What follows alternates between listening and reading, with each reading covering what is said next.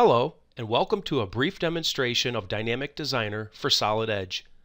Over the next 6 minutes, we'll show how to take a solid edge assembly design and create a functioning dynamic model of a jack mechanism, where we can analyze forces and input requirements.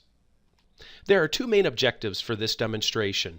The first, to determine the input torque to raise a given load, in other words, the mechanical advantage of the system. Second, we'll determine the loads acting on a specific component and transfer those loads to an existing solid edge simulation study. Let's get started. We'll start Dynamic Designer by selecting the motion icon under the Environs ribbon. This will activate the Dynamic Designer browser. Alternatively, in building our motion model, we can also use the features in the ribbon bar. Let's go ahead and begin by defining the moving, grounded, and attached parts for the mechanism. We'll select the base, the two base pins, and the bottom coupler and define them as grounded parts. Then we'll use the lift pad, the two lower arms, the guide nut and screw nut, the screw, and the upper arms, and we'll define those as moving parts.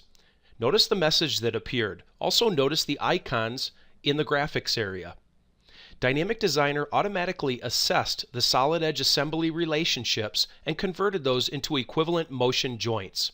This means that any change done to the assembly relationship will automatically update the motion joint in Dynamic Designer. Let's go ahead and continue with the remaining parts. We'll select the bearing and the bearing cover, and we'll rigidly attach those to the guide nut. The top coupler and the two top pins will be rigidly attached to the lift pad, and then finally the crank tab and the sleeve will be rigidly attached to the screw. Next, we'll run a simulation by selecting the simulation icon to allow gravity to act on the mechanism. We can click, hold, and drag the playback slider to review the results. Now you can see we are still lacking some of the important constraints, which we'll now go ahead and add. We'll select the simulation button again to delete the results and allow us to be back in edit mode for the model. There are 4 features we still need to define to complete the motion model. The first, a screw joint. Second, a contact or collision between the ratcheting gear teeth. Third, a motion on the screw. And fourth, a force acting on the top. To add the screw joint, we'll first remove the standard joint that was created from the assembly relationship. Next, we'll use Dynamic Designer to add a screw joint between the screw and the screw nut. We'll give it a location and a direction. We'll leave the default screw pitch at 0.2 inches per revolution. Next, we'll define the contacting gear teeth pair between the upper arms and the lower arms.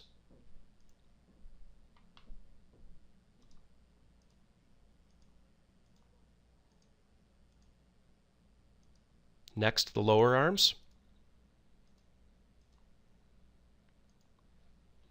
Then we'll add a motion to rotate the screw. We can locate the joint that attaches the screw to the guide nut, and we can apply a motion directly on the joint. We'll assign 720 degrees per second or 2 revolutions per second. A negative will reverse our direction so the jack is moving upward. Lastly, we'll define a force acting on top of the lift pad.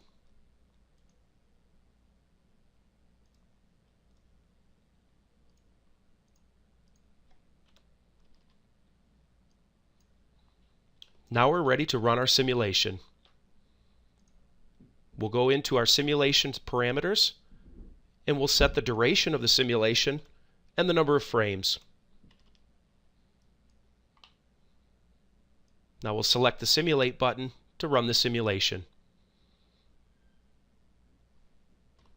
The simulation took approximately 30 seconds to complete. We can now click, hold, and drag the playback slider to review the final results. Now the first objective of the simulation was to determine the amount of torque required to turn this screw and raise the load. We can plot the torque requirement necessary to do that. The second objective was to determine the loads acting on this arm and then transfer those loads to a solid edge simulation study. We can start by adding resultant force graphics. These help us visualize the directions of the loads.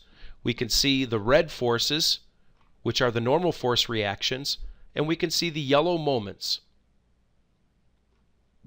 We can also plot in graphical form each one of these features.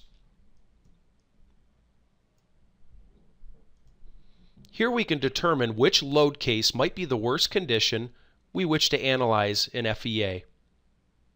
Once we find that load case condition, we can simply right-click on the upper arm name under the Solid Edge Simulation node and add loads. This has automatically added the loads onto that part for our Solid Edge simulation. If we close Motion and we enter Solid Edge Simulation, we can see all the loads that were applied automatically to this part. This completes this demonstration of Dynamic Designer.